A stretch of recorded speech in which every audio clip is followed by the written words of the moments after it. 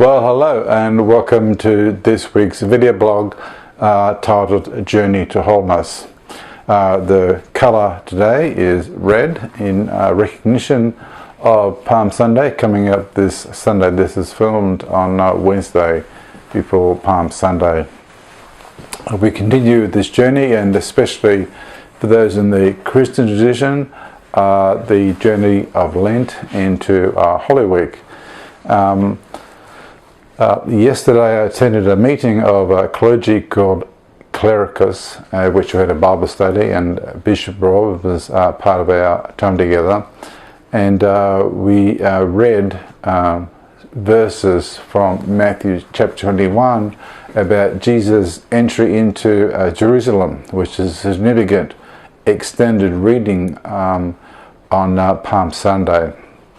And in the text, the people wave the branches, Jesus sits his donkey, and they go into town, and people are shouting and happy. And the next part of the text, he overturns the tables in the temple, and the children are excited about his presence. And I'm thinking about this week, in particular Lent and the disciplines of Lent. There's a famous Christian writer called Dietrich Bonhoeffer. He wrote around the time of World War II, and he was ultimately arrested and imprisoned and killed at the hands of the Gestapo because of his attempt to overthrow Hitler. And Bonhoeffer is a great witness for us, because he chose to not turn a blind eye to the work of the government under Hitler and the behavior of the military. And so he preached about the importance of living the gospel value, rather than the Christian churches at the time being a mouthpiece for the government. And so they had the creation of what are called the confessing churches. One of the things that Bonhoeffer did, he was the principal of a seminary at the time for a short time called Finkelwald. And Bonhoeffer had some rules for his students. He had a rule. He told the students that when they went home from college, for the spring break, it's spring break this week here, he said, you can say anything about anybody at the seminary when you go home. Anything about the professor, anything about the other students. He said, you have my permission to say it. But one caveat, one rule. He said, when you come home, you have to tell people what you said about them. So I love that story. I read about that when I was in seminary in 83 to 85 in Brisbane, Australia. And so Bonhoeffer knew that people talked. The question is, what do you say? Is it edifying speech? Does it build up a relationship, or does it knock them down? Last week I was given a gift by a friend who I've known for about 15 years, and she's leaving Atlanta and returning to her home state in Ohio. And she gave me 3 carvings of monkeys, and one of them, the monkey has a hand over its eyes. The second one has the monkey with the hands over ear, and the third one, the hand is over the mouth. They're all hanging, and they form a hanging.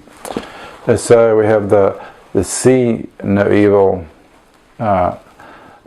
hear no evil, and speak no evil.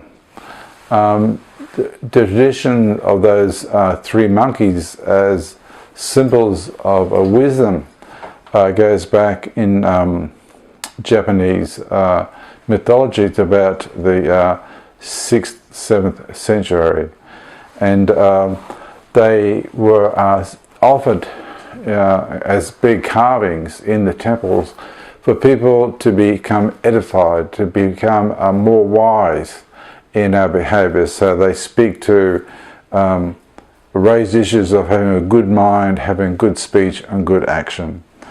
And so the challenge of Lent and the challenge of the Christian journey is to always use our speech which is helpful, for our actions to be helpful, for our mind to be helpful.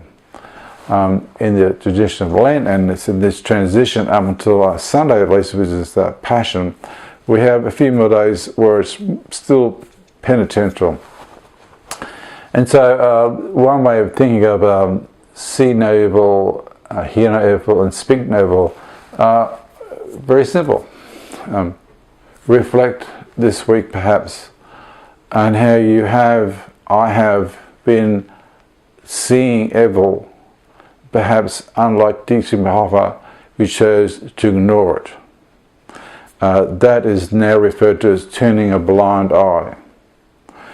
We know there's corruption, but we look the other way. We know that some at the work is clocking on, they're sneaking in, they clock on late and they leave early, I've got to go shopping for half an hour, I have to pick up the dry cleaning. So we turn a blind eye. We know in many political systems, both here in the city of Atlanta, the current office bearer has been challenged for corruption. There are many instances where we believe that people are corrupt when they own power. They give out business to the political party person who gave donation. So do we see it and do something? Do we see it and turn away? I think that as people in the faith tradition of Christianity at least, we have moral obligations, and people maybe don't like to think about the moral obligations that a faith tradition has in it. And currently we have Christians acting now called Moral Monday, whereby a group of Christians and other faith traditions on Monday, 2 days ago, presented a petition to the governor of Georgia, 50,000 petitions, requesting that money which has been given and made available for the poor people here, Medicare, Medicaid, that comes from the federal government. And he said the money is free. You just have to take it and give it to people, give them medical health cover. But the governor chooses not to accept the money that is free because fear perhaps that it might adversely affect election results. I.e., if we take this money, people will use it against us in the politics. So what happens is in this current example is that the actual welfare of the people who don't have cover, who need cover, and some say 6 people die every day because they are not getting adequate health cover because they can't afford it, and the money is there to pay for it and give it to them. So the service delivery. So, do we turn a blind eye to that, or we did not? We also have the, I think it's the 50th anniversary of Lyndon B. Johnson, the President of the United States, who signed an act which resulted in the voting change, drastic voting change in this country. He decided to act. He did not turn the blind eye. He said, no, this is what's going on. We can see it. There's clear evidence here. Therefore, we will do something. And so, turning a blind eye is in the culture, but are we turning a blind eye to what we see out there? As I've shared in previous weeks, we also have to look this way. So maybe we turned a blind eye at ourselves. And so are we not seeing how our own actions, our own words are affecting us in an unhelpful way? I wrote a paper for a while ago, probably 15 years ago, about the whole theory of speech. And this Anglican priest in England said that speech is an action.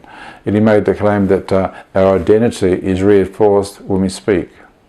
So our own speech can be working against our proclaimed belief, our proclaimed understanding of what it means to be a Christian.